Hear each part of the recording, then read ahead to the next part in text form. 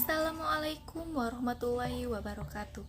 Kami mahasiswa dari Universitas Pakuan, Fakultas Ekonomi dan Bisnis, Prodi Manajemen, kelompok 5 semester 7. Video ini dibuat untuk menyelesaikan salah satu tugas dalam mata kuliah Aspek Hukum dalam Bisnis dengan dosen pengampu Bapak Eka Patra, SEMM.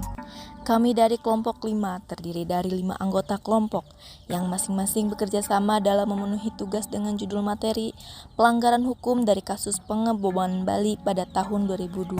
Sebelum kami masuk ke pembahasan lebih lanjut, izinkanlah kami memperkenalkan diri terlebih dahulu. Yang pertama, saya sendiri atas nama Siti Gurnita dengan NPM 9262.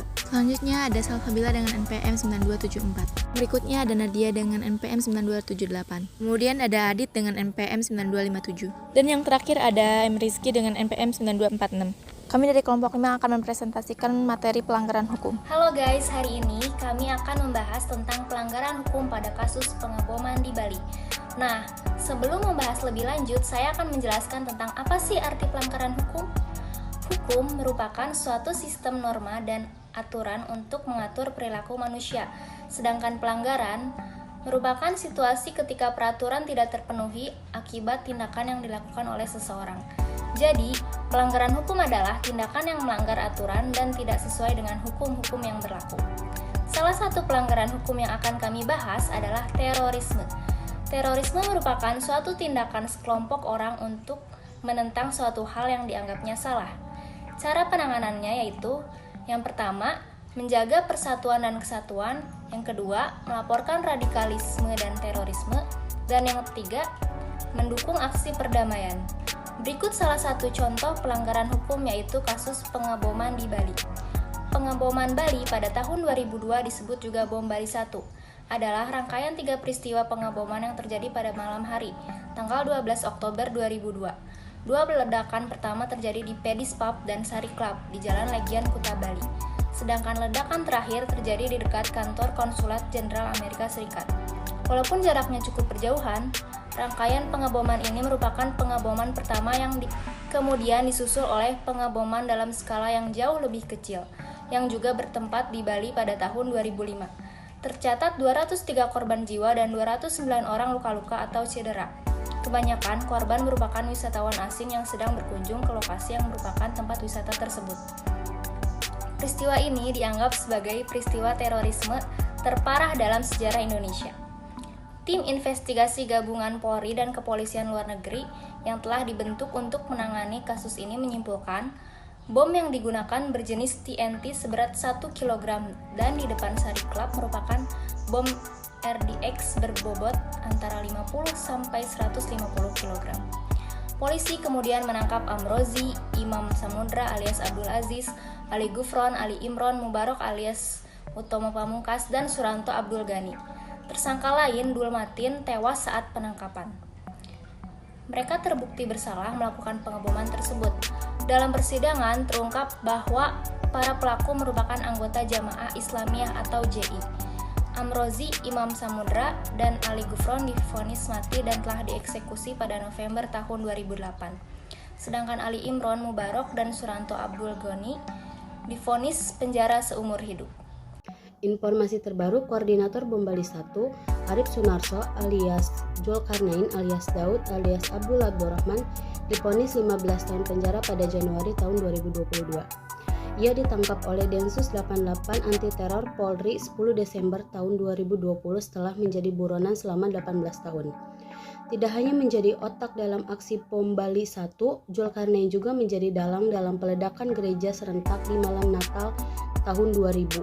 Peristiwa Bom Bali 1 diangkat menjadi sebuah film layar lebar yang berjudul Long Road to Heaven yang diperankan oleh Surya Saputra sebagai Wahabi dan Alex Komang serta melibatkan pemeran dari Australia dan juga Indonesia.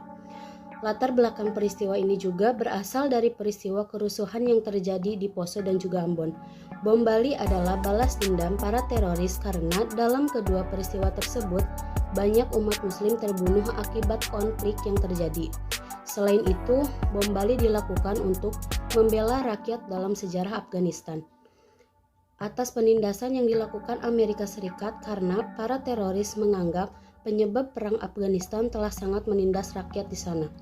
Latar belakang peristiwa bom Bali terjadi juga karena para teroris menganggap bahwa Bali adalah pusat maksiat dan lokasi yang tidak sesuai dengan ajaran Islam. Para teroris secara umum memang menargetkan lokasi-lokasi yang dianggap menjadi pusat kemaksiatan. Tidak hanya itu, Bali dipilih sebagai tempat pengeboman karena Bali memiliki daya tarik internasional dan pandangan dunia akan lebih bertujuan pada Bali dibandingkan dengan daerah-daerah lain yang ada di Indonesia. Para pelaku bom Bali 1 ini juga tergabung dalam jaringan DI atau Darul Islam, Organisasi Penerus Negara Islam Indonesia atau NII. Salah satu pelaku bom Bali 1 menyatakan bahwa rencana bom akan diledakkan tepat di 1 tahun tragedi WTC 11 September tahun 2002. Wilayah Bali merupakan wilayah yang mayoritas dihuni oleh non-muslim. Di Indonesia terdapat 6 agama yang diresmikan oleh pemerintah, yang artinya nilai yang dianut para teroris merupakan nilai yang bertolak belakang dengan dasar negara. Secara kultur, Bali merupakan wilayah mayoritas dihuni oleh agama Hindu. Sekaligus poin plusnya adalah di sana bertepatan juga banyak warga negara asing yang tentunya dianggap sebagai kelompok yang layak untuk dibinasakan. Ini menjadi insiden pemboman Bali yang dianggap sebagai lokasi pemboman Bali yang paling strategis, sebab korban yang jatuh merupakan mereka yang memang menjadi tujuan dari aksi pemboman.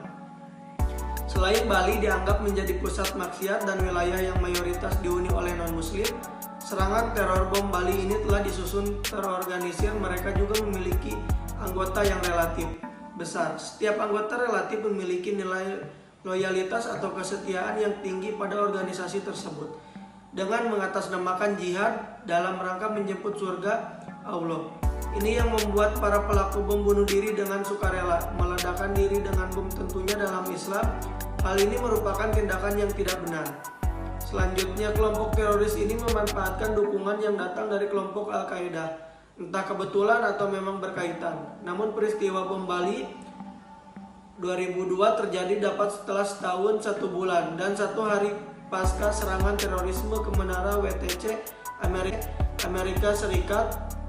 Kaitan inilah yang kemudian membuat beberapa pihak merasa bahwa ada kepentingan asing yang menunggangi peristiwa ini sebagai contoh kejahatan genosida. Terdapat juga pendapat yang menyebutkan bahwa ada keterlibatan Al-Qaeda dalam peristiwa bom Bali tahun 2002. Mengingat bahwa serangan teror terjadi begitu sistematis dan terencana, serta penggunaan bom yang memiliki daya ledak yang tinggi, membuat asumsi adanya keterlibatan jaringan terorisme yang lebih besar skalanya. Bom Bali pada 2002 merupakan serangan teroris terbesar yang pernah ada. Setelah melalui proses penyelidikan yang sangat panjang, pada akhirnya diperoleh beberapa nama tersangka yang terlibat langsung dalam peristiwa ini. 3 orang yang dianggap sebagai dalang di balik peristiwa ini dieksekusi mati di Nusa Kambangan. Penanganan korban dan permasalahannya. Peraturan hak-hak korban terorisme diantaranya 1. Menurut Undang-Undang Nomor 15 Tahun 2003 tentang pemberantasan tindak pidana terorisme, yaitu hak atas kompensasi atau realisasi. Lalu ada hak untuk mendapatkan rehabilitasi apabila oleh pengadilan diputusi bebas atau diputus lepas dari segala tuntutan yang putusannya oleh mempunyai kekuatan hukum tetap. Lalu rehabilitasi adalah pemulihan pada kedudukan semula, misalnya kehormatan nama baik atau hak-hak lain, termasuk penyembuhan dan pemulihan fisik atau psikis, serta perbaikan harta benda. 2. Menurut Undang-Undang Nomor 13 Tahun 2006 tentang perlindungan saksi dan korban, sebagaimana diubah dengan Undang-Undang Nomor 31 Tahun 2014, yaitu hak untuk memperoleh biaya hidup sementara. lalu hak untuk mendapatkan perlindungan atas keamanan pribadi, keluarga, dan harta bendanya, serta bebas dari ancaman yang berkenan dengan kesaksian yang akan atau sedang diberikan. Kesimpulan yang dapat kami berikan pada video kali ini yaitu kasus terorisme memang menjadi salah satu kasus yang sangat parah terjadi di Indonesia, khususnya di Bali pada saat tragedi bom Bali 1 dan 2.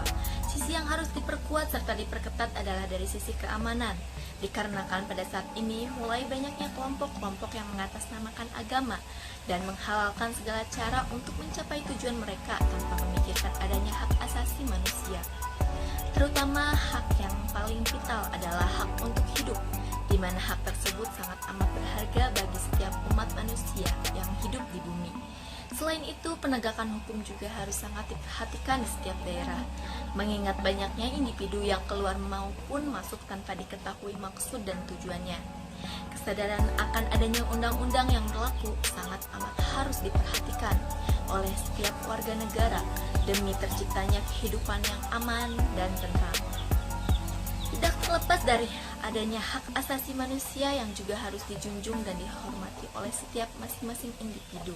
Sekian dari kelompok kami, kurang lebihnya mohon maaf. Wabillahi taufiq wal hidayah. Wassalamualaikum warahmatullahi wabarakatuh.